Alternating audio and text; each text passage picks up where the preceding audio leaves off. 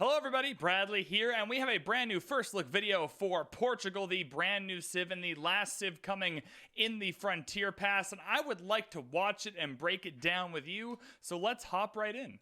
João III leads Portugal. Alright, first thing I'm noticing here, another gorgeous beard on a leader in Civilization 6. Now this isn't inherently a problem. I think these leaders should look good. I'm just saying, as someone with like a patchy neckbeardish type thing going on, it would be nice if we could get one realistic kind of patchy neckbeard. There's no way all these leaders actually had like sexy beards like this. Portugal in Sid Meier's Civilization 6. Ooh. I like this game. I play this game all the time. I play it on Twitch too. If you're watching this on YouTube and you don't know about the Twitch stream, twitch.tv/VanBradley, link in the description. King of Portugal in the 1500s, João is known for using shrewd trading practices rather than open warfare as a means of conquest. Shrewd trading practices as a means of conquest. This gives me Byzantium vibes, right? Like faith as a means of conquest. Now we have trade as a means of conquest, question mark? Portugal's unique ability, Caznadien, significantly increases the yields of international trade routes. Wait a second. Significantly increases 22, 22, 33, 21, 24. Jesus, man. What turn is this? It's not. Wait, so it's turn 98 or whatever that says. It's a little blurred out. It's turn 98 and our guy has 1, 2, 3, 4, 5, 6, 7, 8, 9.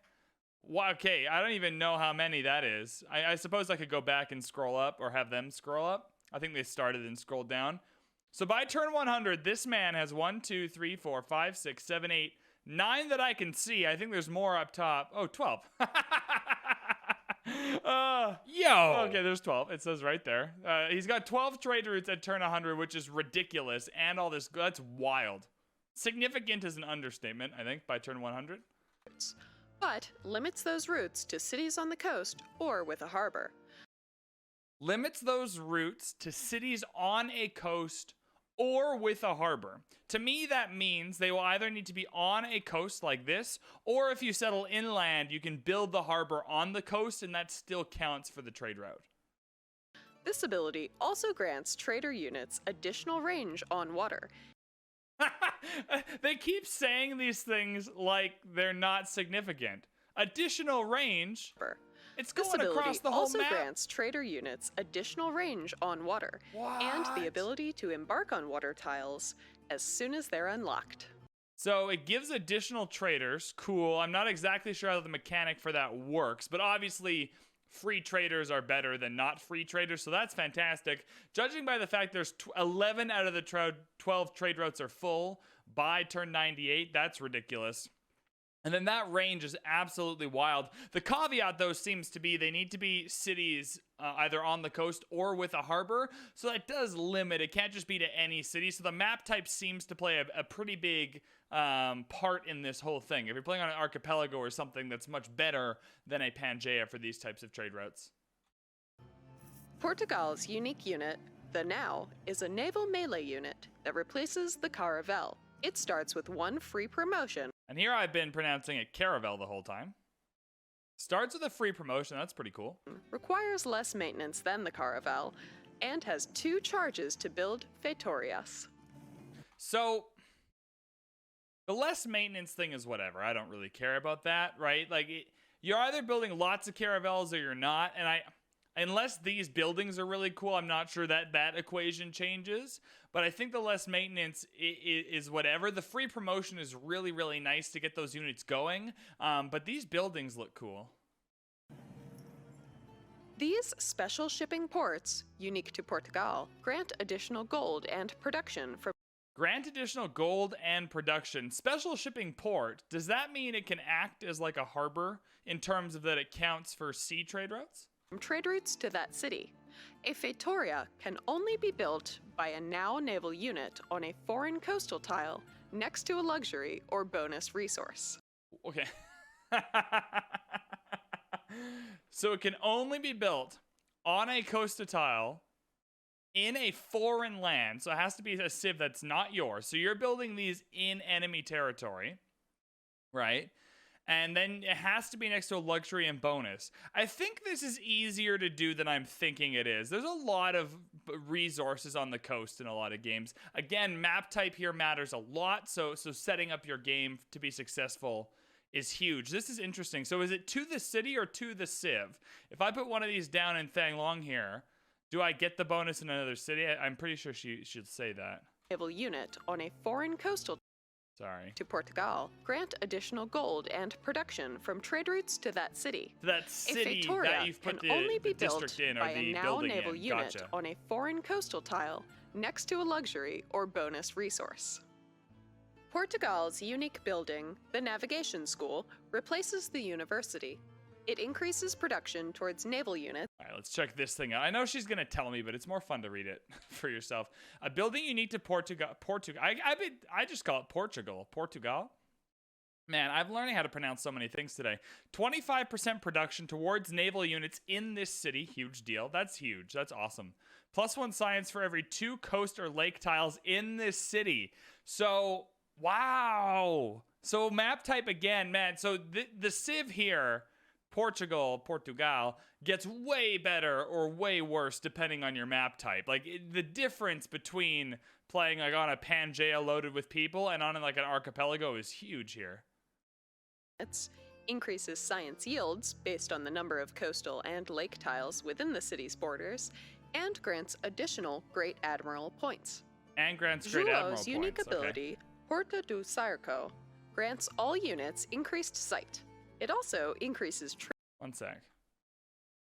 All units receive +1 sight. So all units, like scouts, that early settler, because that's a pretty big deal if you have +1 sight on your first couple of units, right? Much like Gran Colombia gets the extra movement, and that's really helpful.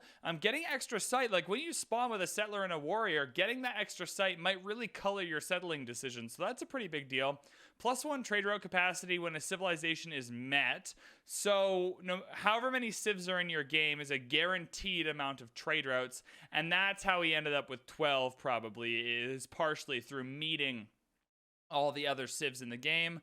International trade routes can only reach cities on the coast or with a harbor, right? We talked about that. Receive +50% towards all yields. Trader units have +50% range over water and can embark as soon as they are unlocked. So I'm assuming your trade route has to be fully over water. I wonder how that connects with a harbor in a city, though.